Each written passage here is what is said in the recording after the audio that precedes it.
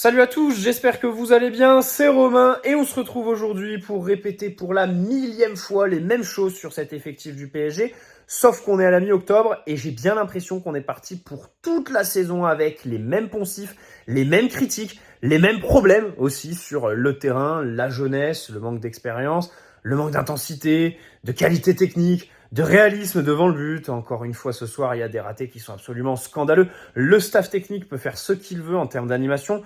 Peut-être accessoirement jouer avec un numéro 9, ça aiderait. Mais il n'est pas responsable des ratés absolument catastrophiques de Dembélé, pour citer que lui ce soir. Mais j'englobe un peu toute l'équipe dans ce manque de personnalité, tout simplement, devant les buts. 92 tirs pour enfin marquer un vrai but, parce que celui de Nuno Mendes contre Gérone, c'est pas un tir, c'est un centre, et t'es bien aidé par le gardien. Alors ce soir, c'est vrai, c'est un tir d'Hakimi, et t'es encore bien aidé par le gardien. Le dernier but du PSG en Ligue des Champions, c'était Mbappé contre le Barça, 9 mi-temps qu'on n'avait pas marqué. 13 poteaux en 2024. Il faut arrêter avec la malchance. Cet effectif a évidemment un défaut de qualité. Voilà. Alors, dans les circuits, c'est vrai qu'en deuxième mi-temps, le nombre de centres qui arrivent nulle part, parce que t'as pas de numéro 9 premier poteau, t'as Barcola qui va pas au second, c'est absolument atroce, c'est rageant. Donc match nul contre le PSV Eindhoven, ouverture du score de Noah Lang à la 34e minute, alors un espèce de faux Neymar qui marque sur la spéciale Mbappé au Parc des Princes. Bon, c'est un principe, avec toujours un PSG qui a l'art pas d'offrir, parce que c'est vrai que ce but-là, il n'est pas non plus offert. Il est beau de la part de Noah Lang, mais quand même, créer des conditions assez favorables quand même pour l'adversaire. Cette passe de Joao Neves, qui est pas très bien dosée, il faut le dire. Dembélé, voilà, encore une fois, hein, dans sa moitié de terrain, qui est pas du tout attentif. Marquinhos, qui est assez attentiste aussi hein, sur le but, on va pas se mentir. Encore une fois, cette fâcheuse tendance à chaque fois, quand il est fixé par un attaquant, se retourner tout de suite. Je sais pas pourquoi. Je sais pas. J'ai plus en tête le ralenti. Je sais pas si ce soir il y avait le combo foutre les mains dans le dos là, comme il fait d'habitude. Mais bon, il m'a un peu aussi agacé Marquinhos sur cette action. C'est un peu un tout. Puis alors ensuite tu te tapes la gueule de con de Donnarumma au ralenti. Bon, tu te dis cette équipe c'est quand même compliqué quoi. C'est quand même compliqué. On a beaucoup d'imbéciles heureux. Je suis désolé de le dire comme ça, mais voilà, sur chaque ligne, il y a des imbéciles heureux dans cette équipe. Alors Hakimi sonne un peu la révolte à la 55e sur cette frappe de loin, bien aidé par Benitez. Et puis ensuite, tu as ce baisse d'intensité qui revient sur la fin de match avec cette espèce de penalty, la tête de Marquinhos. Bon, encore une fois, moi, je veux bien qu'on dise on a 2,45 d'expected goals quand eux ont 0,25, on a 26 tirs, 8 cadrés, super. On mérite de gagner, on mérite de gagner. Le problème, c'est quand à chaque fois tu dis que tu mérites de gagner et qu'au final, les 3 points sont pas là, c'est peut-être qu'il y a un problème en fait. Et là, l'état des lieux, bon, c'est très clair. Le top 8, c'est terminé, je pense, parce que, enfin, je sais pas si on se rend compte, en août, on a eu donc un tirage absolument atroce. Mais je pense pas qu'on pensait être là, on est le 21 octobre, avec 4 points en 3 matchs. On est à affronter Gérone et le PSV Eindhoven à domicile. Bon, c'est un bilan comptable de merde, tout simplement. Voilà. Ce qui arrive, c'est bon. L'Atlético au parc, ce sera les 3 points obligatoires, hein, j'ai envie de vous dire. Si on prend pas les 3 points contre l'Atlético au prochain match, alors qu'après on se déplace à Munich, on reçoit City, et même les déplacements à Salzbourg et Stuttgart seront compliqués. Là, ça commencera à devenir compliqué, quoi. Mais c'est vrai que, ce PSV à qui il manquait quand même les 2 métronomes du milieu de terrain, ne pas gagner, franchement, c'est faute professionnelle. C'est faute professionnelle. Alors, sur le 11, Enrique qui continue avec son Fabian Ruiz de merde, voilà, son Fabian Ruiz qui nous saoule avec sa mollesse. la charrette qu'il tire quand il fait ses appels en profondeur, demi-espace, ou alors quand il se projette dans la surface, son espèce de frappe en début de deuxième mi-temps, là, où il tire première intention, c'est cramoisi complètement, c'est insupportable, c'est insupportable. Vous me direz, l'entrée de Vitinha n'est pas forcément meilleure. Alors, peut-être que si, parce que le match de Ruiz est vraiment atroce. Je crois que Ruiz, en première mi-temps, ce qui est à mettre à son avantage, c'est qu'il récupère 6 ballons. En fait, c'est ça qui est paradoxal avec lui, c'est que c'est un joueur qui est un peu soyeux techniquement, si tu veux lui trouver une qualité, mais ce soir, il est invisible, il fait aucun geste technique marquant, rien qui fait progresser le ballon, machin. Bon, les appels à vide, les déplacements, c'est pas du tout dans le tempo, c'est pas la Ligue des Champions, quoi. Hein, c'est pour ça que c'est peut-être pour ça que Fabien Ruiz est un joueur de sélection, hein, parce que le foot de sélection, c'est pas la Ligue des Champions.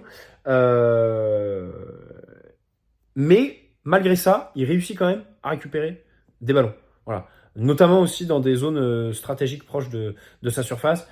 Mais sinon, bon, évidemment, c'est le pire milieu. Warren fait plutôt un bon match. Bon, pour le reste de la compo, il n'y a pas de grande surprise, hein, Lee Kang-in. À noter que le journal L'Équipe, dans l'avant-match, avait dit que Vitinha pouvait payer son espèce de méforme ces derniers jours en n'étant pas titulaire ce soir. L'équipe l'avait un peu, voilà, l'avait un peu sous-entendu et du coup ça s'est passé. Bon, Luis Enrique visiblement ne prend pas en compte les performances avec la sélection pendant la trêve, puisque Vitinha avait été très bon avec le Portugal face à l'Écosse. Après, sur la dernière trêve de septembre, il avait été très bon avec le Portugal. Il revient et contre Gérone, il fait pas du tout un bon match. C'est vrai que ce soir, le fait de pas titulariser Vitinha, qui a été probablement le meilleur Parisien l'année dernière, qu'on pensait un peu indéboulonnable dans ce 11, c'est un peu...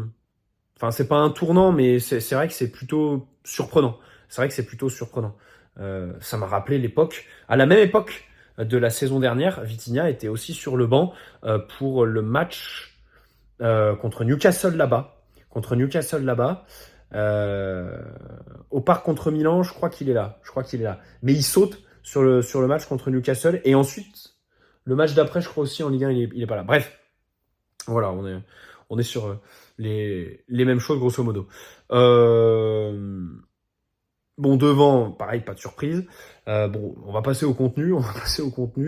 Ce début de match intense, c'est vrai, sans pour autant de créer d'occasion sur le premier quart d'heure. Ensuite, ça arrive, voilà. Ça arrive sur des prises de profondeur. Hein. Quand même, j'aimerais souligner que sur la première demi-heure, bon, on est assez loin du PSG cliché qu'on veut nous dessiner dans les médias, à savoir Luis Enrique qui demande à ses joueurs de pas prendre la profondeur, de pas faire de ballons longs, machin. Bon, il y a Neves qui lance Barcola, il y a Warren qui fait beaucoup de renversements, Pacho aussi. Pacho qui fait encore un ballon en cloche pour Barcola, comme sur le pénalty refusé contre Strasbourg samedi soir. Ça commence à devenir quelque chose d'intéressant, Pacho sur Barcola. Pacho, pareil, il y avait le duel avec Luc de Jong, donc il a plutôt bien géré. Voilà, il le suivait. Il a été vraiment à l'impact physique. Et quand je le vois faire ça, en fait, je repense au PSG Barça.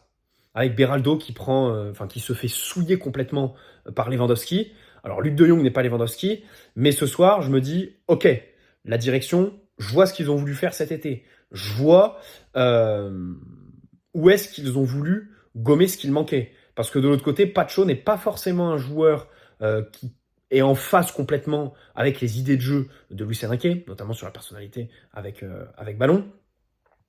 Mais il a des qualités fortes qui l'invitent au plus haut niveau, qui sont les bienvenus évidemment dans cet effectif.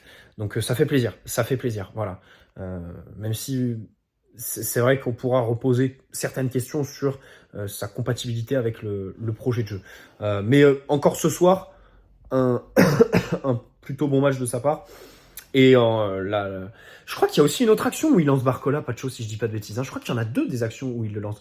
Donc c'est plutôt intéressant. Barcola, qui a eu des occasions quand il était lancé, quand il prend la profondeur, mais sinon, quand il est arrêté, c'est compliqué ce soir. Je crois qu'il n'y a aucun dribble qui passe en première mi-temps. Il y a 7 ballons perdus sur 33 joués. Il y a assez peu de différence de fait. Bon, c'est compliqué. Et pourtant, il y avait une vraie volonté de la part de Luis Enrique de travailler sur ce côté gauche. Peut-être que la titularisation de Fabian Ruiz... alors, Fabian Ruiz en tant que relayeur gauche, je le comprends parce que c'est ce qui avait marché la saison dernière. Il y a des automatismes entre les trois avec Nuno et Barcola. On se souvient de la finale de Coupe de France face à Lyon, par exemple, qui avait été une grande réussite pour ce côté gauche. Après, c'est voilà, João Neves numéro 6 plutôt que Vitinha. Là, c'est là que ça se discute, c'est vrai. Bon. Vous connaissez mon avis. Moi, je suis plutôt partisan de Neves numéro 6. Je préfère Neves 6 que relayeur. Ce soir, il fait encore un bon match. Et, enfin, honnêtement, Nuno et João Neves, mais je suis eux, je fusille Dembélé en rentrant dans les vestiaires. Mais je le martyrise. Parce que le poteau là de Dembélé, le centre de Nuno est exceptionnel. Exceptionnel. Et ça, c'est à relier à son positionnement. C'est-à-dire qu'il est troisième central, encore ce soir, même si c'est vrai qu'il monte beaucoup. Mais de toute façon, quand les équipes elles ouvrent le jeu, le PSG est beaucoup moins stéréotypé en fait. Et les mecs font du dépassement de fonction, on a Nuno qui monte beaucoup plus. Mais quand même, il est dans ce rôle un peu reculé ce soir. Et c'est vrai que ces centres-là, il en a déposé un pour Hakimi contre Montpellier quand on gagne en août dernier là. Les centres où il est un peu arrêté, où on est sur attaque placée, et il va déposer un ballon derrière la ligne défensive. Nuno Mendes, c'est exceptionnel ça. C'est exceptionnel. Et c'est un des avantages de ce positionnement. C'est-à-dire que oui, en le mettant troisième central, on se prive de ses qualités qui sont la vivacité, l'explosivité, sa capacité à partir arrêté et déposer un joueur, créer des actions concrètes à lui tout seul.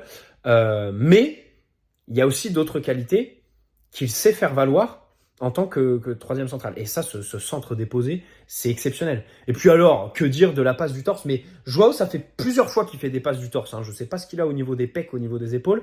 Mais le frérot, il va nous faire une passe décisive avec ce membre du corps très prochainement. Et là, ce soir, normalement, il doit finir avec ça. Enfin, c'est honteux. Dembélé, c'est absolument honteux. Mais dès le début du match, en fait, tu pouvais annoncer tout ça. Parce que je crois que sur ces 6 premiers ballons, il y en a 5 qui sont perdus. Il y a une bonne passe pour Barcola, mais les 5 autres, c'est paumé. À partir de là, il a annoncé le ton. Là, ce soir, il y aura aucune défense de Dembélé, quoi, qui est vraiment un poulet sans tête. Enfin, tout ce que vous voulez, appelez-le comme vous voulez. Mais vraiment, c'est barbant. On approche le point de non-retour. Et, et cet hiver, c'est vrai que la question d'un ailier, franchement, va se poser. Alors, il y a Kvaratskhelia, visiblement, là, la prolongation avec Naples, ça patine un petit peu parce qu'il demande 8-9 millions, soit ce qu'on lui donnait dans le contrat qu'on lui avait proposé. Donc voilà, ça c'est pour l'été prochain. Mais si cet hiver, on peut récupérer un mec de Chelsea, là, un de leurs 32 ailiers en prêt, ce serait vraiment pas mal, quoi. Parce que c'est vrai qu'on est juste. Et je dis ça parce que j'en viens au coaching de Luis Enrique, en fait. Quand il sort, là, les deux, Barcola, Dembélé pour Mayoulou et Désiré Doué, en fait, je suis désolé. Mayoulou, Désiré Doué, c'est 2 joueurs que j'aime. Et d'ailleurs, je remarque que là, en Ligue des Champions, les 2 rentrent au même moment. Alors que cet été, on disait « Ouais, Mayoulou est le grand perdant de l'arrivée de Désiré Doué ». Au final, Mayoulou, il se montre plus que Désiré contre Strasbourg ce week-end. Et là, les 2 rentrent en même temps. Mais quand je les vois tous les 2 rentrer, je suis désolé, les gars. Enfin, j'enterre tout espoir de gagner ce match. Enfin, je les aime bien. Peut-être que dans 3-4 ans, ce seront des titulaires en puissance. C'est ce que je leur souhaite. C'est ce que je pense. Je pense qu'ils en ont les capacités. Mais là, pour ce soir, quand tu finis le match avec eux et Colomani, enfin, à partir de là, comment tu veux, non, j'ai fait une croix sur les 3 points à partir de ce moment-là. Alors il y a le penalty que Asensio, je trouve que le défenseur lui touche quand même l'arrière de la cuisse droite, Asensio. Bon, à revoir. Alors c'est vrai que au ralenti, la faute est beaucoup moins évidente. Déjà, on peut se demander, si on est de mauvaise foi, la VAR qui appelle l'arbitre alors que c'est pas forcément une erreur manifeste. Bah, voilà. Et ensuite, bon, c'est vrai que sur la cuisse droite, allez, je suis peut-être de mauvaise foi. Je suis peut-être de mauvaise foi cette fois. Mais bon, j'aimerais... ah si, une autre action. Le Dembélé qui se fait bousculer dans la surface. Et je crois qu'on n'a pas eu de ralenti. On en a eu un, mais vraiment vite fait. Euh, Ça, c'est une spécialité de l'UEFA en fait. À chaque fois, il y a une action litigieuse. C'est comme Kolo Muani contre Dortmund en décembre dernier sur Mats Hummels. Il y avait clairement pénalty là. Et on n'avait eu aucun ralenti et du coup, on a un peu oublié cette action. Bah là, c'est pareil. Le rôle de la réalisation dans la vision d'un match est important. Et c'est vrai que cette action sur Dembélé, j'aurais bien aimé la revoir, quoi.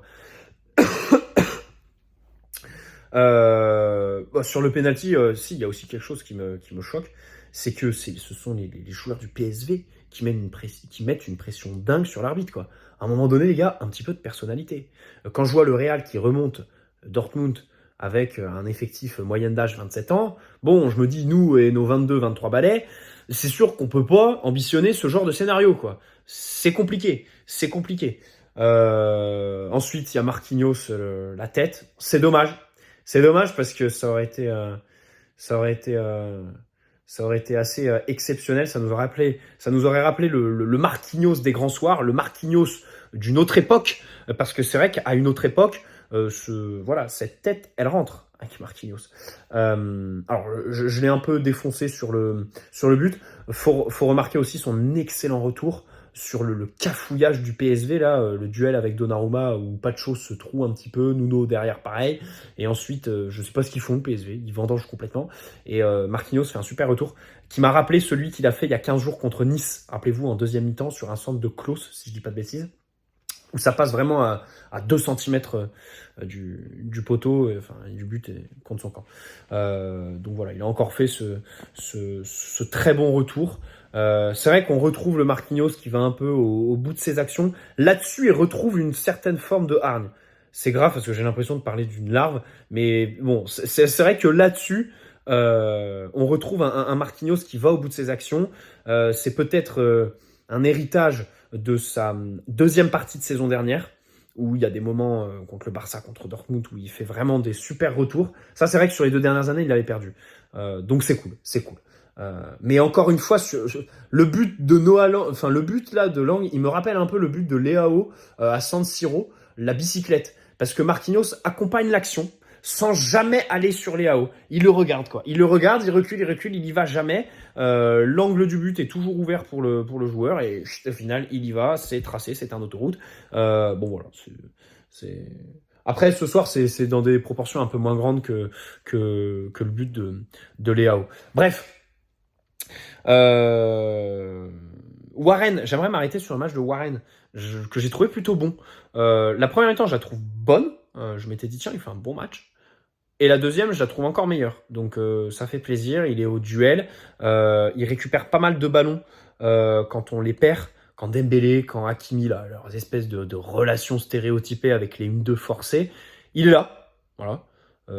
Il récupère plutôt les ballons. Il fait quelques courses intéressantes en première. Après, il faut noter qu'il y a certaines actions où il a le contre favorable. C'est vrai qu'il a le contre favorable. Parfois, les contrôles sont un peu longs.